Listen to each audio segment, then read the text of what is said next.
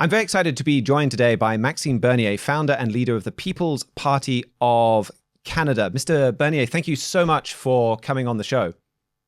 Thank you for having me. I'm very pleased to be with you. It's a real pleasure, a real honor to have you with us. Now, I think I've seen recently you were described as America's Donald Trump. I think for people in the UK, I've seen you compared to Nigel Farage. But could you start by introducing yourself, giving a bit of background to you and to your party? Yes, absolutely. So I must say that I'm not a career politician. I worked in the private sector for 19 years before being in politics. I was working in the financial sector, VP of a bank and insurance corporations. I decided to jump into politics in 2006. You said it, with Stephen Harper. And when Stephen Harper resigned as the leader of the Conservative Party of Canada in 2016. So we had a leadership contest for the Conservative Party of Canada, 2017, 2018. And I did run to be the leader of the Conservative Party at that time. I didn't win with 49% of the vote. So after that leadership contest, I tried to work, and I did work with the new leader of the Conservative Party of Canada at that time, Andrew Scheer, and I worked with him for 15 months. So, and actually Andrew Scheer and the Conservative Party at that time, and still today, they're only conservative in name. And I decided to resign, and we created the People's Party in 2018 based on the same platform that I was putting forward during the leadership contest. We are the only national political party in Canada that is fighting against the UN globalist agenda. We will withdraw from the Migration Compact from the UN. We will withdraw from the Paris Accord. And we are also the only national political party in Canada that is against the war in Ukraine. I must say the proxy war between US and Russia in Ukraine. I was the only national leader against the mandates during COVID hysteria. Our party is for individual freedom of choice. And so I went in jail for that in 2021 because, I was speaking for freedoms and against the vaccines and for freedom of choice with an informed consent. So we are a real populist party, and we have some policies that are in line with President Trump. For example, we are fighting against the censorship in Canada.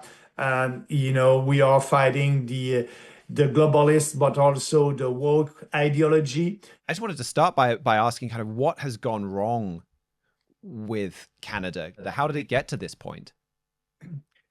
The Trudeau government did destroy our country economically and socially. Just about the immigration, you're right. The growth of our population was 3.2%. If you compare that from 2023 to 2024, 3.2%. And 100% of that growth was coming from immigration, not Canadians having babies. So yes, with a country of 40 million people, we had last year more than 1.2 million foreigners in our country, and actually that's causing a big crisis, housing crisis. It's very difficult to buy a house in big cities in our country, and housing is unaffordable also at the same time. You add to that the fact that we don't do any screening with our immigrants anymore. So these foreigners are coming to Canada, and the federal government is promoting their culture, is not promoting Canadian history, Canadian culture, Canadian values. So, for example, if you are a new Canadian from Chinese origin, for example, and you want to celebrate the Chinese New Year, you will be able to have funding from the federal government to do that. So our standard of living is going down. Our purchasing power is going down. Everybody is poor. You add to that the inflation that is coming from the money creation during the COVID hysteria when Trudeau decided to do a big deficit, about $450 billion in COVID deficit. And the Bank of Canada was printing money out of thin air.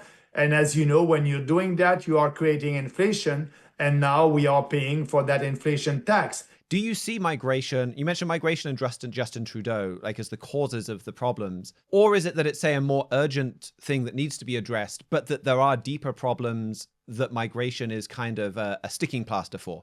Yeah, it's the main, sorry, the main thing, but also it's easy to fix. We must stop that mass immigration and opening our borders a little bit later. But yes, immigration is the roots of a lot of problems in our country, like housing, like the fact that our standard of living is going down. The new federal government, after the next election, can decide to do that moratorium for a couple of years when everything will be fixed. And would that moratorium fix everything? I mean, you mentioned about 500,000 illegal migrants, deporting those, but if 1 million people have been coming in a year, how easy is it to turn back the clock on that? It won't be easy. You're absolutely right about that. It won't be easy because the federal government lost the track of a lot of these people. And so maybe some of them will have a family in Canada, and I don't know. But, there's a lot of civil servants who are working right now to have that mass immigration. And so what we must do, we must reorient their job and working to find these illegals in our country and to be able to deport them. But it won't be easy. I agree with you. And is this the main difference then between you and the Conservative Party in Canada? Well, the big one is migration, and because the leader of the Conservative Party of Canada, Pierre Poilievre, right now, he is pandering. I called him pandering Pierre. He is pandering to all these ethnic communities because, like I said, they're living in ghettos. And so if you have a huge percentage in a riding of a population from India. So he tried to please them, and they want to be able to have their huge family back in Canada with them. So Poilievre and Trudeau, the Conservative and the Liberals, on immigration, they're the same. This is a global issue. We talked a little bit about Nigel Farage, Conservatives in name only. You talk to anyone from the United States about politics, they'll talk about rhinos, Republicans in name only. You have conservative parties that when they get into power turn out to be much less than conservative, while you have liberal parties like Justin Trudeau that work hard to appear fairly mainstream while actually being quite radical. What's behind this global dynamic? Why are we let down by conservative parties, by right-wing parties all around the world? Yeah, the conservative parties, in Canada and maybe in UK, they're afraid of the elites. They're afraid of the mainstream media, and they don't want to promote an ideas that may not be that popular. Now, with mass immigration, we have a lot of writings in our country that are, that the result of the election will depend on these new immigrants that are coming to Canada. So they're doing that only to buy votes in different ridings across the country, knowing that it's not popular with the majority of the population. So that's why they're doing everything for us to be canceled in the mainstream media. You mentioned in your introduction family values, Canadian values, being important to you, being important to the People's Party. What is your vision of Canadian values and of family values? Canadian values is, first, we have a Charter of Rights. We must put our people first, individual freedom. We must be sure that we respect everybody, yes, and everybody is equal before the law. And that's not the case right now with the woke policies. For example, if you are a Black entrepreneur in Canada, you'd be able to apply for a loan from the federal government. But if you're a white entrepreneur, you won't be able to apply. So that's discrimination, that's racism, and that's not in line with Canadian values, where everybody is equal under the law. And family values. Now, they're telling us, that the conservatives and the liberals, that there's more than two sexes. And they voted for a bill in Canada, the Bill C4, unanimously. All the conservatives and all the liberals, they voted for that bill. The bill, is the bill that it will put parents in prison, in jail, parents in jail if they have a kids that is not so sure about their sex, or they're not feeling good with their bodies. But all that, it's against the family values, parental rights. We must promote that, and we are at the People's Party. So it's a way to destroy our Western civilizations. So you've got a lot, I think, against you. Like you've talked about the mainstream media, what over here we'd kind of call the establishment, both political parties, the major ones at the moment, the Conservatives, the Liberals, going for what 5 years ago, 10 years ago, certainly would have been regarded as incredibly extreme positions on, say, the trans issue. You've got education that is very much kind of against you on those issues, and those you're instilling very different values.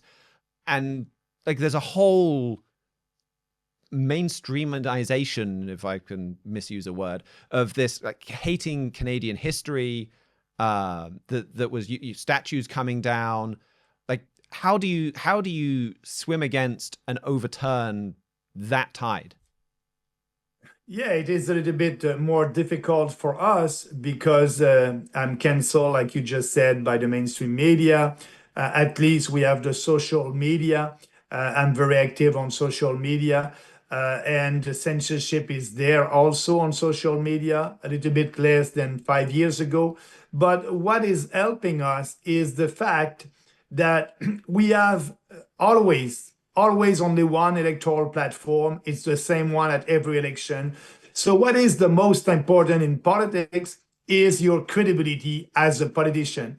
And by saying the same thing over and over and informing the population, educating the population on these issues, speaking about our strong vision for our country, Canada first, you will win the battle of ideas. Stepping back a bit, you had Barack Obama as this massive liberal or left-wing influence in the United States. Justin Trudeau then coming towards the end of his time in office. I mean, how influential has Barack Obama been in what Justin Trudeau has done? We must admit that the relationship with Obama and Trudeau was very good. They were sharing the same radical leftist ideas. That's my point of view.